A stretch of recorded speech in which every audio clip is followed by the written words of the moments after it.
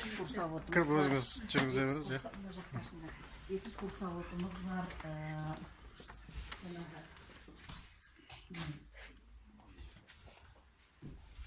Біздің жыл Әсет атамыздың мынау бір осы бірақ суреті бізге белгілі ақын әнші композитор Әсет Найманбайұлының бір бізге белгілі бірақ суреті бар. Бұл 1918 жылы Шәуешек қаласында түсірілген сурет. Біздің алаш зиялылары, біздің ардақты азаматтарымыз Ахмет Байтұрсынов, Міржақып Дулатов, сол кісілер Қытайға барған кезде осы сол кісілердің құрметіне жиын болған кезде осы Әсет атамызда сол жиында ән шырқаған екен.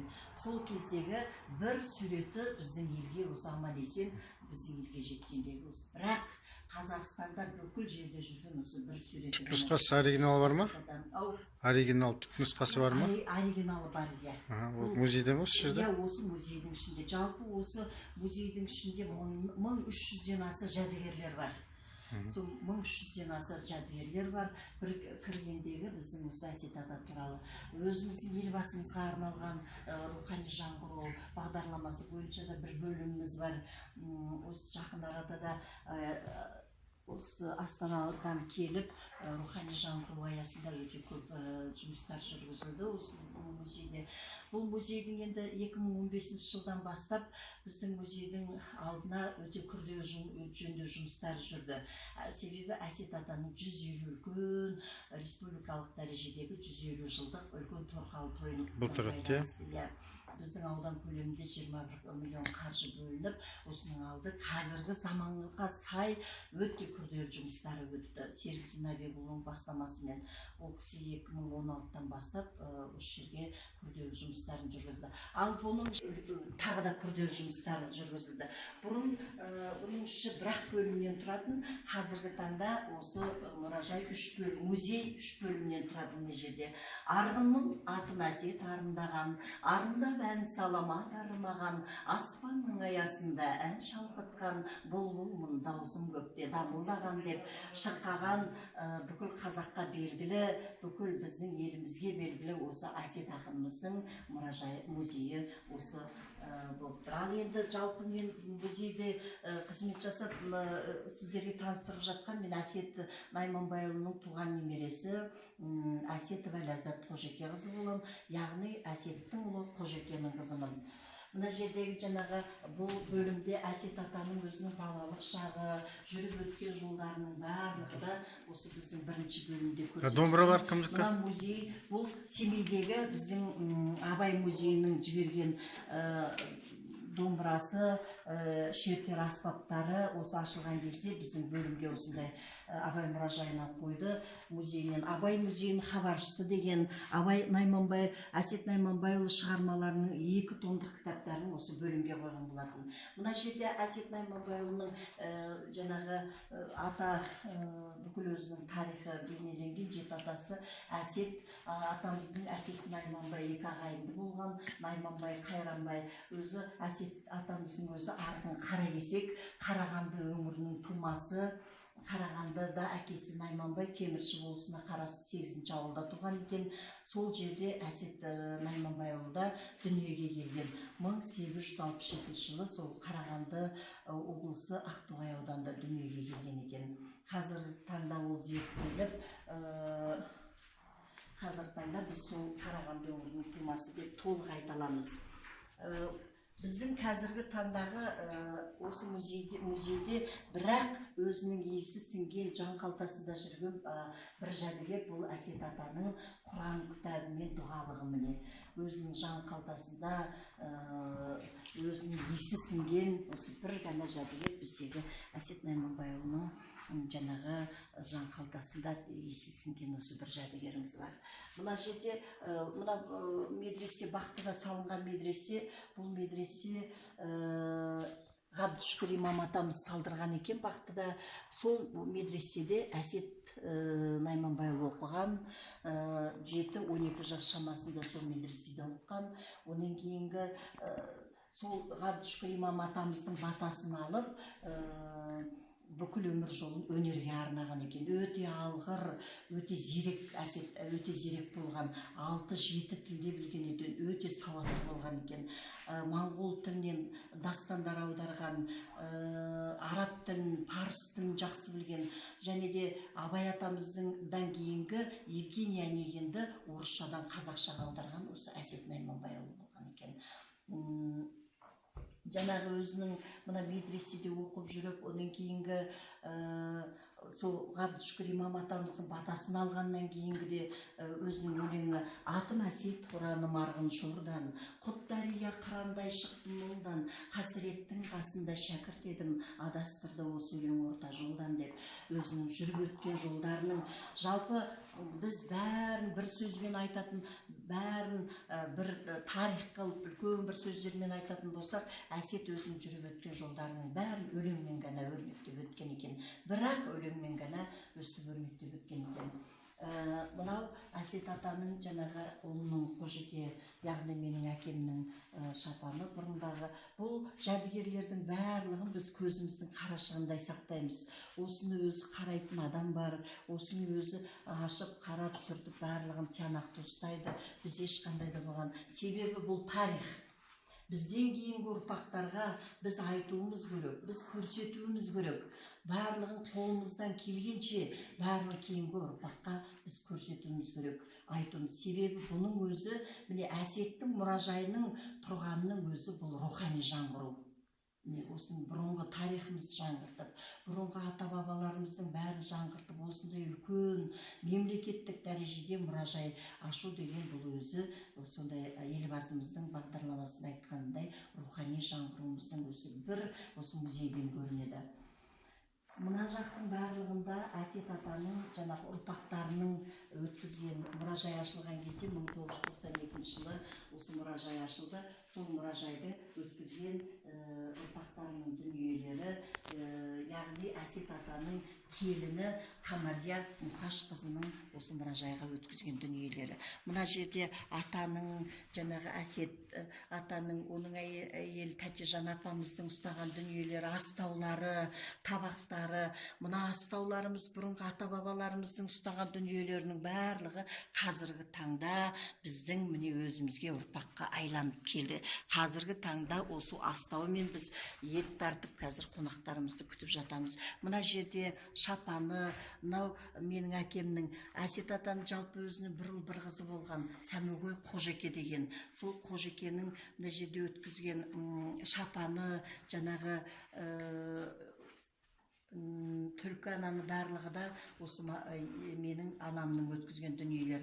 Ал Әсет атаның қызы Сәмегөй апамыздың мынау өзінің қол өнері, өте сімер адам болды ол кісі. Өте сімер, тура 10 саусағынан өнер тамған. Өзі атасы Найманбай атамызға тартқан екен. Әсет атаның әкесі Найманбай атамыз 10 саусағынан өнер тамған, темірден түйін түйген адам болған екен. Сондай ұрпағына жалғасып, сол Сәмегөй апамызда осындай қол өнерімен өте елге танылғаннан барлығы, тұрған дүниенің барлығы сол Сәмегөй апамыздың тоқыған. Мынау да сол кездегі тоқылған ши. Сол менің аталарымның ұрпақтарына аманаттап, табыстап кеткен осы дүниелері ши. Бұрынғы кезде ұстайтын. Сандықтар. Сандықта, ол да сандық бұрынғы ұрпақтарының дүниесі. Мына жердегі міне тастардың барлығы, мынау Насыбай Өккіш, міне Насыбай Өккіштің барлығының бұрынғы сол ата-бабаларымыздан қалған дүниелер. Мына менің қасықтар, сол кісілердің ұстаған. Менің анам осы мұражайға өткізген, әрбір көзінің қарашығындай сақтап осы жерге өткізген ғой. Себебі енді біз де арғарда осыны аманатқа қиянат жасамайды дейді. Осының бәрін біз ешқандай тиіспей бір өзіміздің тек қана көзіміздің қарашығындай сақтап отырамыз. Мынау апамның шымылдығы жасаған, ана жерде қол өзінің бет орамалдары, төсек жапқыштары, осының барлығы да біздің апамыздың, Әсет атаның қызы Сәмегөй апамыздың дүниелері мына жерге өткізген. Міне сырмақтар, текемет сырмақтары, бұл енді тарих қой, бізге тарих айналып келген. бізге тарихымыз не. Енді жалпы жаңағы Әсет Найманбайұлының 500-ге тарта бізге шығармалары бар, белгілі. Оның ішінде өлеңдері, оның ішінде дастандары, оның ішінде айтыстары бар. Мысалы, бұл Әсет Қоянды жәрмеңкесінде, ең алғаш Қоянды жәрмеңкесінде айтысқа қатысқан екен. Қоянды жәрмеңкесі қазіргі таңдағы біз ас беріп жатқан сияқты, бұрынғы біздің аталарымызда да үлкен Қоянды жәрмеңкесі болған екен. Сонда мысалы сауда жүріп жатады, балуандар күресіп жатады, ат жарыс болып жатады, айтыскерлер айтысып жатады. Сондағы міне біздің Қоянды жәрмеңкесінде Әсет ата бала ақын өзінің мына медресені оқуын тастағаннан кейін мына ең бірінші осы айтысқа қатыстырған екен Әлімғазы болыс.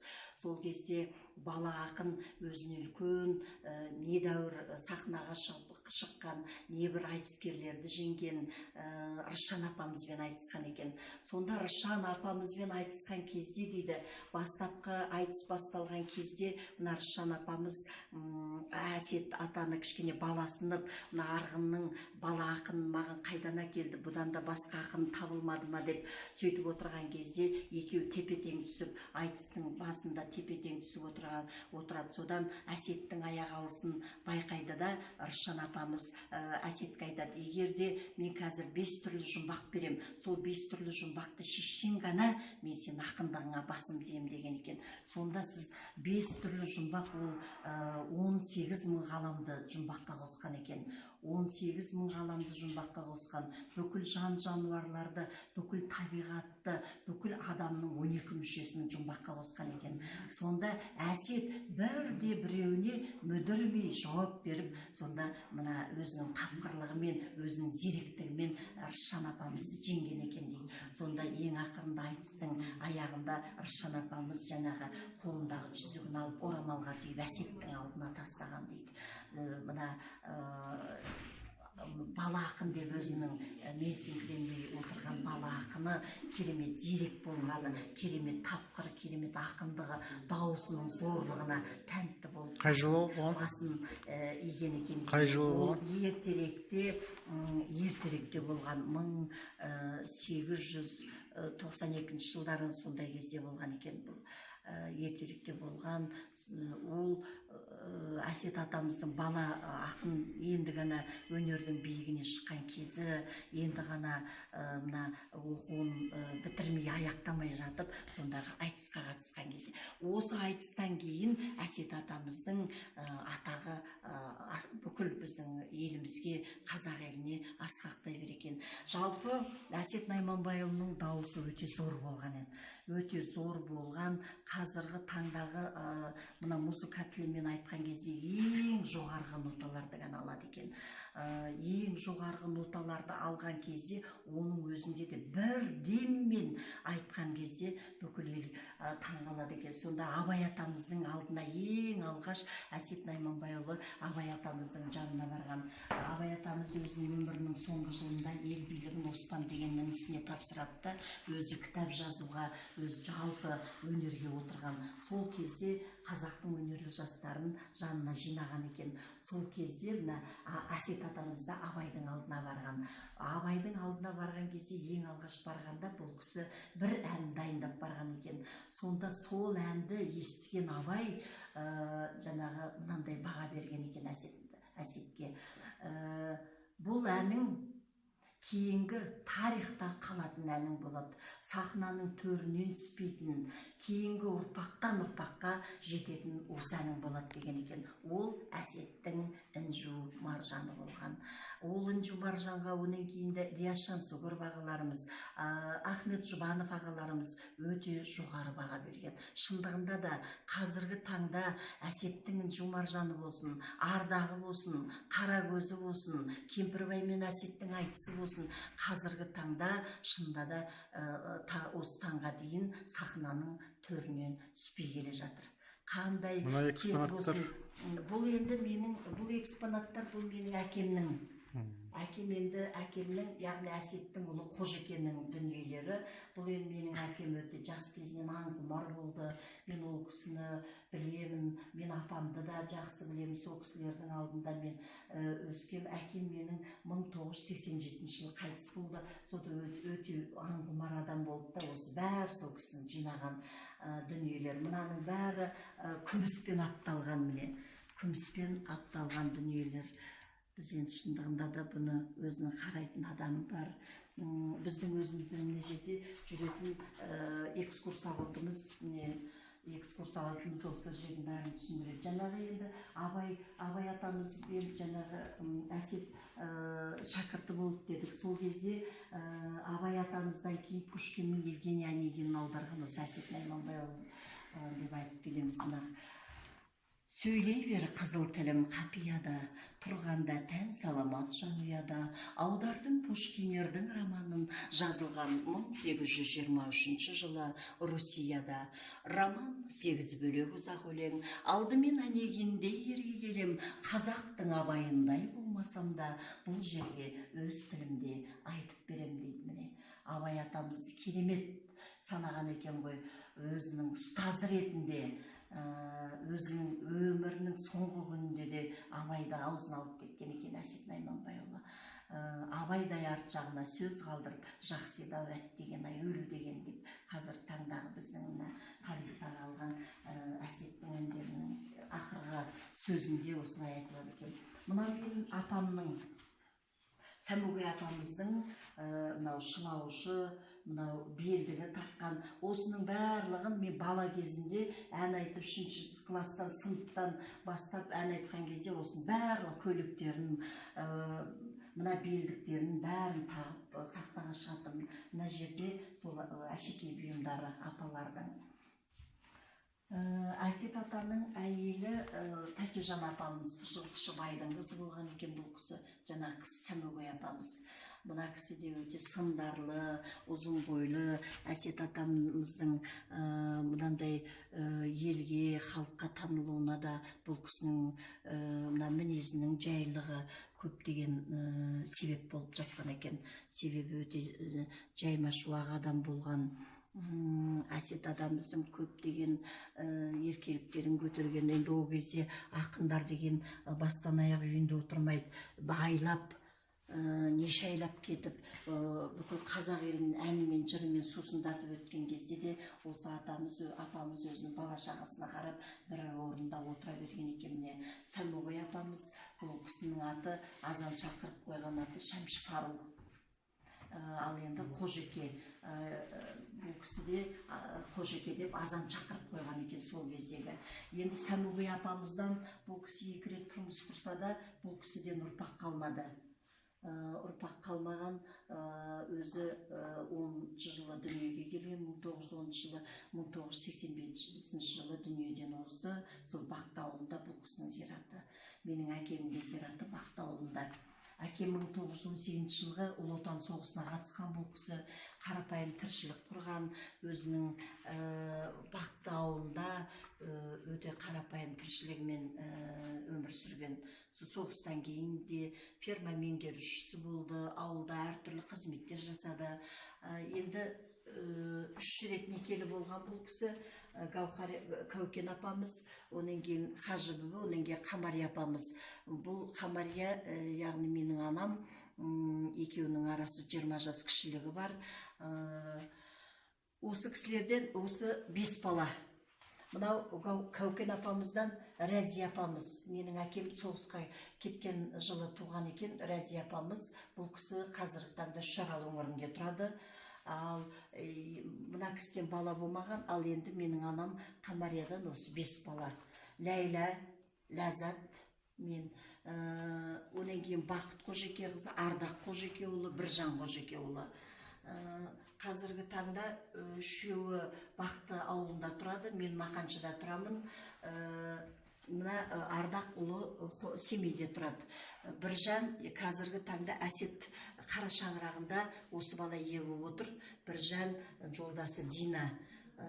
Дина мен екеуінен Арғын, Дана, Диана, Алпамыс деген 4 баласы бар.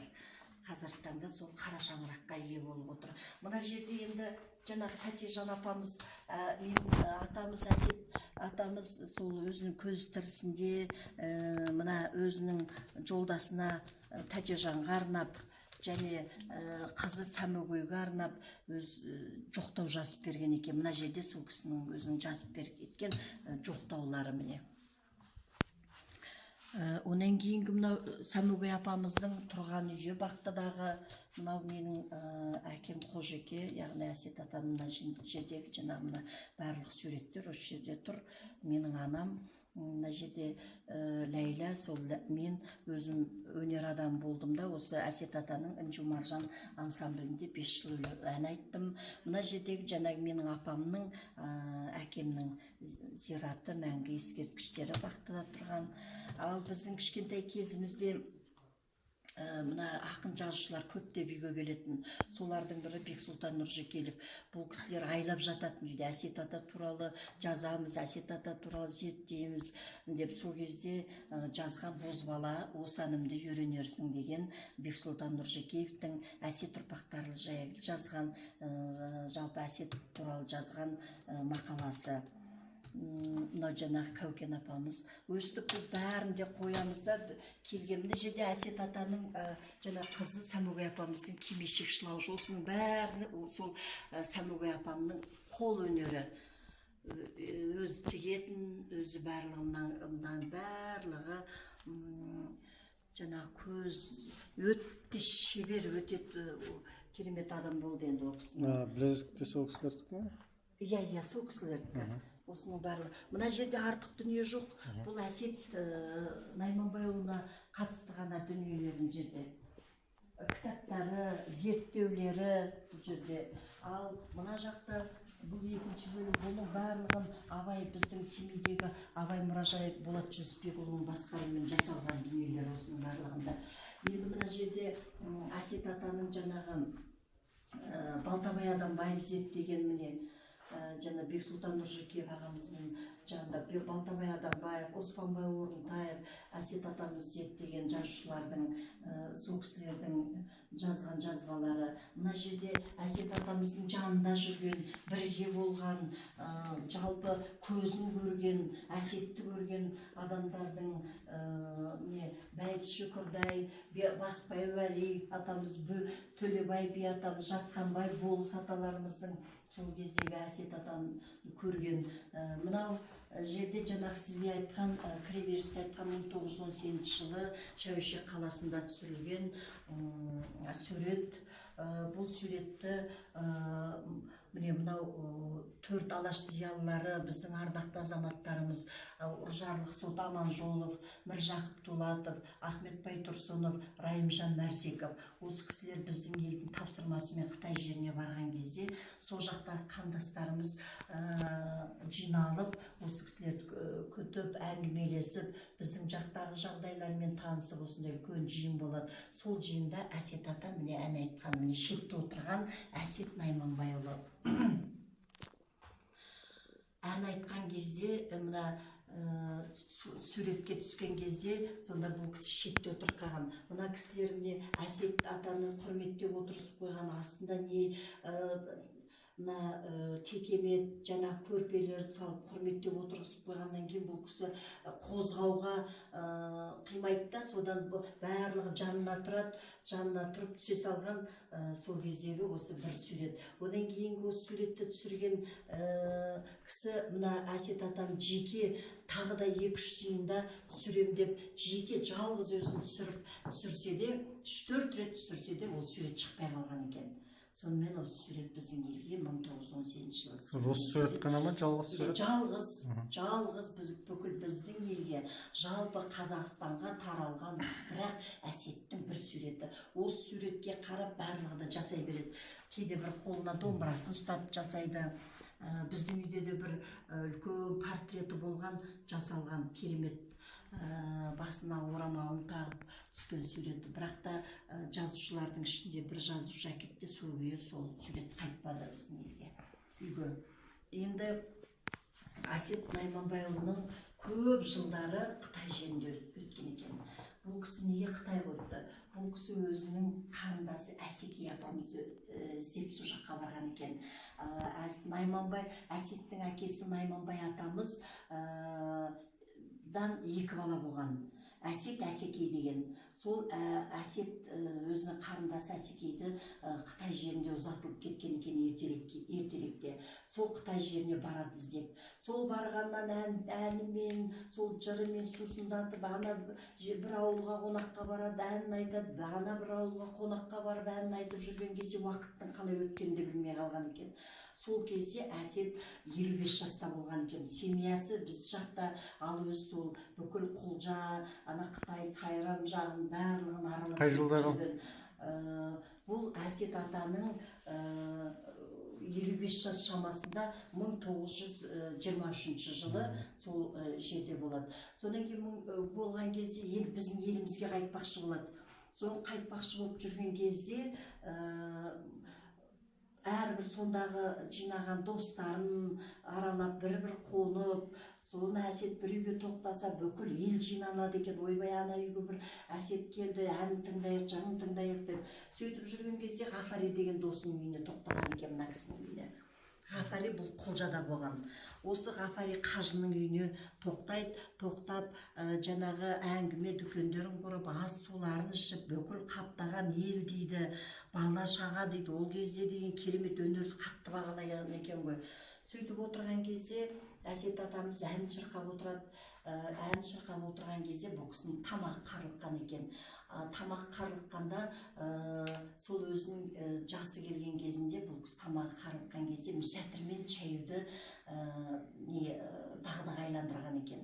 Мүсәтірмен шаяйын деп, жаңағы тамағы қарылыққаннан кейін қалтасына мүсәтірін алайын деп қолын салса, мүсәтір бітіп қалған екен. Содан кейін жаңағы көп халықтың ішіне біреу айтады, Әсеттің жаңағы қарап отырғанын біледі де. Менде бар мүсәтір дейді. Ол мүсәтір қолдан қолға жетеді, Әсетті алақанына келеді, ол кісі алады да салып келіп жібереді тамаққа. Сөйтсе ол мүсәтір емес, алмас у болып шыққан екен. Бұл мүсәтірде аппақ ұнтақ, ал алмаста аппақ ұнтақ болған екен. Сол салып жібереді, салып жібергеннен кейін бұл кісі жаңағы алмас деген қояма. Сол уланғаннан тамақтан бастап бүкіл іш құрылыс улайды. Лездің арасында. Жаңағы отырған көпшілік қауымның ішіне біреу айтады, май іш дейді, бақсы балгерлер, біреу әбден барлық халық ем-дом жасайды, бірақ та бірде-бір ем Әсеттің дертіне дауа болмайды.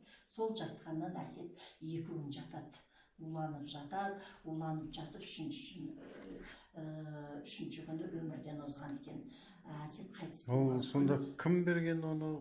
Қазіргі таңда ол зерттелмеген, ешкім де айта алмайды. Себебі ол көпшілік қауымның ішінен мысалы біреу айырбастап беріп қойды. Мысалы ол кезде де мысалы емдейтін бақсы балгерлер көп болады. Мысалы алмаста мүсәтірде аппақ ұнтақ қой. Мүмкін мүсәтір деп беріп жерді. Шаталасып. Мүмкін әдейі берді. Ол ешқандай зерттелмеген қазіргі таңда. Зерттелмеген. Содан жаңағы 2 күн уланып жатқаннан кейін 3-ші күні бұл қайтыс болады. Қайтыс болған күні бұл жұма күні екен. Ол дәлелденді. Құрбан айттың 1-ші күні Әсет Найманбай өмірден озған екен. 1923 жылы 24 шілдеде 56 жасында бұл кісі өмірден озады. 3-ші күні жаңағы Ғафари деген досының үйінде сол қайтыс болады. Бірақ та бұл кісі 2 күн уланып жатса да өзінің елімен, жұртымен қоштасып ән шығарып кеткен екен. Болжаусыз осы екен ғой өлім деген, күн бұрын көзге келіп көрінбеген. Артыма сөз қалдырмай ала кеттім, қаптағы дән сияқты себілмеген. Тірліктің қызығына қызып жүріп, айқайға қайран даусым ерінбеген. Абайдай арт жағына сөз қалдырып, жақсы еді-ау, әттеген ай, өлу деген. Міне қандай керемет. Абай дейді, Абайдай өзі қандай қалде жатса да Абай атамызды міне керемет биікке шығарып кеткен ғой. Абайдай арт жағына сөз қалдырып, жақсы еді-ау, әттеген ай, өлу деген деп. Елімен, жұртымен өстіп қоштасып кеткен екен. Әсет Найманбайұлының 3 арманы болған. Ол арманы, 1-ші арманы Абай атамыз сияқты бірде-бір кітабының баспа орнына берілмеген арман болып қалған екен. 2-ші арманы бұл кісінің артында қалған ұлы мен қызын ер жеткізіп құтты орнына қондырмаған арман болып қалған. Ал енді ең үлкен арманы ол өзінің туған жерінен, туған елінен бір уыс топырақ бермаған арман болып, жат жерде осылай қалған екен бұл кісі. Одан кейінгі сонда Қытай жерінде жерленген ғой, Қытай жерінде Құлжада жерленген. Көкқамыр жайлауындағы міне, Көкқамыр жайлауындағы Сәттай бұлағының басындағы тас жотаға жерленген екен. Керемет жер енді, керемет міне. Көк майса биікке жерленген енді, ондағы жақта біздің өзіміздің қандастарымыз ғой енді. Жалпы Әсет Найманбайұлын Қытай жерінде өте жақсы біледі. Бұл кісіні бүкіл өлеңдерін біледі, шын сенсеңіз. Бүкіл өлеңдерін жатқа айтып тұр. Өзіммен, менімен бірге экскурсия жасайды ғой, сол жақтан келген қандастарымыз. Ең басында жерленген кезде бұл кісінің басына қарағайдан белгі қойып кеткен екен. Қарағайдан белгі қойып кеткен. Онан кейінгі таңда артынан кейін бір әншілер байқау өтеді, бір айтыстар өтеді ма, сол кезде әншілер бастама көтеріп, өнерпаздар бастама көтеріп, одан кейін үкімет пен партия қолдап сол кездегі. Содан кейін Әсет атаның басына мынандай ескерткіш орнатқан екен міне. Ескерткіштің мына жерде міне көріңіздер, сол басынан әкелінген мына жерде топырағы да бар. Өте керемет жерде жерленген. Бірақ жерленгеннен кейін бұл 2000 жылдардың басында бұл қайтадан жаңартылып, сырты шойын құймамен қоршалған екен, жан-жағының барлығы да. Міне осындай Әсет атамыздың көптеген 3 бөлімнен бұл кісінің бір таң айтсаңыздар, қанша таң айтсаңыздар, өмір тарихы өте бітпеген. Біздің еліміздегі қазақ әншілерінің, қазақтың тарихында қалған әншілердің бірден бір бірегейі ғой. Мына Кенен Әзірбаев атамыз айтқан екен, осы Әсеттің дауысына дейді, міне осы сөзге құлақ қойсаңыздар, Әсеттің дауысына бүкіл қазақ елінде ешкім жетпеген. Жетсе, бүкіл Парижді дүрсілкіндірген Әміре Қашаубаевтың дауысы жетер. Оның өзі жетуі не қайбыл деген екен міне. Көрдіңіз бе? Сол бүкіл Парижді, қазақ елін Парижді дүрсілкіндірген Әміренің дауысы Әсетке жетпесе, Әсеттің даусының қандай екенін енді сіздер өздеріңіз бағамдай жатарсыздар.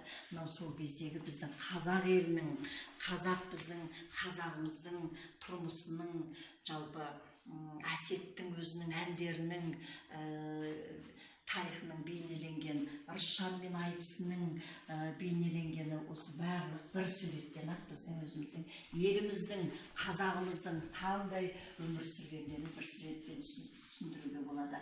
Мына жерде біздің Әсет атамыздың жанында жүрген, бірге дәмдес болған, әндерін жаттап үйренген, әндерін айтқан міне ақындар сол кездегі. Күнболат Хамзаұлы, Құсмила Әділбекұлы дейді. Мәмет Қошқарбай ұлы Бабасов аталарымыз, бұл кісілерде ақын болған екен. Қыдырмолла Әділбекұлы Әсеттің жанында жүрген, Әсеттің көп деген әндерін ар жақтан бізге әкелген осы кісілер. Жалпы Әсет әндерін зерттеген, Әсеттің әндерін жарыққа шығарған, Әсеттің әндерін көптеп айтқан біздің Қазақстанның халық артисі, Талдықорған өңірінің тумасы Дәнеш ағамыз, Дәнеш Нақышев ағамызды білесіздер. Бұл кісі енді Әсеттің дауысын керемет салған екен. Мына жерде өзінің естелігі де тұр. Әсет атамыздың дауысын енді әндерінің өзін айту өте қиын. Нотамен сөйлеген кезде, қазіргі кәсіби түрмен сөйлеген кезде өте қиын. Керемет демді талап етеді, керемет дауысты талап етеді бұл кісінің әндері. Сол кездегі міне бұл Әсет әндерін шырқаған Қазақстанның халық артистері барлығы да. Мәдениет Ешекеев ағамыздың дауысы қандай болған, Жәнібек Кәрменов ағамыздың дауыстары қандай болған, Тұрсынғазы Рахимов міне керемет біздің қайталанбас тұлғаларымыз міне қазағымыздың қайталанбас әсеттен кейінгі осы әмірден кейінгі біздің әншілеріміз деп бағалауымызға да болады бұлардың біздің елімізде кеше домбыралар қалған. Бұл енді бұл домбыралар міне Бөкен Мәсәлімұлының пайдаланған дүниелер екен. Әсет атамыздың жанында жүрген атамыз міне домбырасы мынау кезіндегі. Жалпы Әсет атаның өзінің домбырасы қалмаған екен ғой. Біз ертеректе еститінбіз Әсеттің домбырасы бар деп, бірақ та бұл кісінің қолымызға тимеді. Сол Қытай жерінде қалса. Темекі қапшығы бұрын ұстаған аталардың дүниелері міне. Мына жердегі жаңағы біздің Әсет атаны зерттеген ақындарында жаңағы мен айтып кеттім, Оспанбай Орынтай, Ордалек, осы кісілердің барлығы Балтабай адамдай айлап жататын бақты біздің үйде айлап жатып Әсет атаны бүкіл ұрпақтарынан, бүкіл сол жерде халық тұрғындардан сұрап Әсет ата туралы жазатын. Міне Әсет атамыздың көптеген кітаптарының шыққан, алашқа атым шыққан Әсет ақын деп Әсет атамыздың шығармалары, мына жазған жаңағы Сайлау Қожағұлының Әсет ақын деп Талдықорған өңірінің тумасы жазған кітаптары шыққан, шығармалары. Қайым Мұхамедханов ағамыздың Абайдың ақын шәкірттері деген кітабы бар. Сол жерде де Әсет Найманбайұлына бір бөлім арналған. Сол Абай атамыздың шәкірттерінің бірегейі деп. Мына жақта енді Әсет Найманбайұлының жаңағы керемет Інжу Маржан әні біздің танымал болды. Абай атамыз үлкен баға берді. Ілияс Жансүгіров ағаларымыз, Ахмет Байтұрсынов ағаларымыз өте үлкен баға берді дедік. Сол Інжу Маржан ансамблінде Мақаншыда 1984 жылы үлкен ансамбль құрылды. Мына ағаларымыз біледі, Қабыл ағаларымыз осы ансамбльдің бастан аяқ басында жүретін, сол ансамбльдің құрушылары, ансамбль жетекшісі қазір марқұм болып кетті Оралбек Жазыбаев ағамыз. Оқымаған тума талант адам болды ғой, керемет адам болды. Сол ансамбльде мен ән айттым. Ол кезде мен Семейдегі Мұқан Төлебаев атындағы музыка училищесінің вокал классын бітіріп келген кәсіби әнші болдым. Әсет атаның ансамблінде 5 жыл мен ән айттым. Ән айтып, одан кейін барып тұрмысқа, осы өңірден тұрмысқа шықтым. Одан кейін не өнер таңдау керек болды, не отбасын таңдау керек болды. Осы отбасын құрып, одан кейінгі 2 баланы дүниеге әкеп, қазіргі таңда осы Мақаншы өңірінде тұрып жатқан жайымыз бар. Сол кездегі біздің партия комитетінің бірінші хатшысы Орал Арғынбеков ағамыз болды. Сол кісінің өте біздің елімізге, жерімізге сіңірген еңбегі көп болды.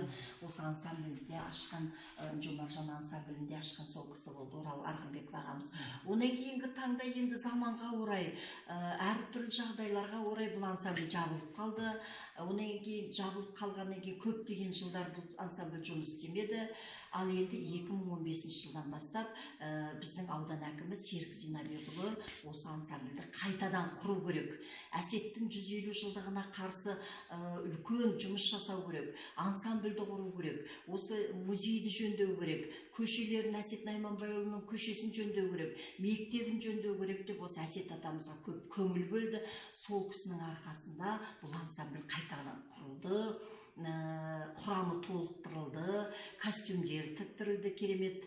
Одан кейін қазіргі таңда осы ансамбль біздің мәдениет бөлімінде өздеріңіз барғанда айтқан шығар, қазіргі таңда жұмыс жасап жатыр. Өзінің құрамы бар, өзінің жаңадан әншілері бар. Бұрынғы әншілердің барлығы керемет. 3 дүркін лауреаттар болды. Бүкіл біздің Молдавия еліне дейін, бүкіл Қытай жеріне дейін аралаған ансамбль әншілері болатын. Соның қатарында өзім де болдым. Ал онан кейінгі қазіргі таңда жас әншілер, жас құрам қазіргі заманға сай өзінің ансамбль құрамы болып жаңадан ашылды. Сондықтан да біз енді өте ризамыз. Бұл біздің осындай Әсет атамыздың бүкіл елімізге, жерімізге белгілі болып, қазіргі таңда үлкен осындай музейім бар. Абай атамызбен бірге мысалы музей ашылып, оның жанында біз қазіргі таңда қызмет жасап жатқанымыз, ол деген халыққа қызмет жасап жатқанымыз, рухани жаңғырып жатқанымыз, тарихты жаңғыртып жатқанымыз, бұл енді өте үлкен мақтан бізге. Керемет, жақсы мақтанамыз. Осы елімізбен мақтанамыз, елбасымызбен мақтанамыз, жерімізбен, топырағымызбен мақтанамыз, осындай тарихымызбен мақтанамыз.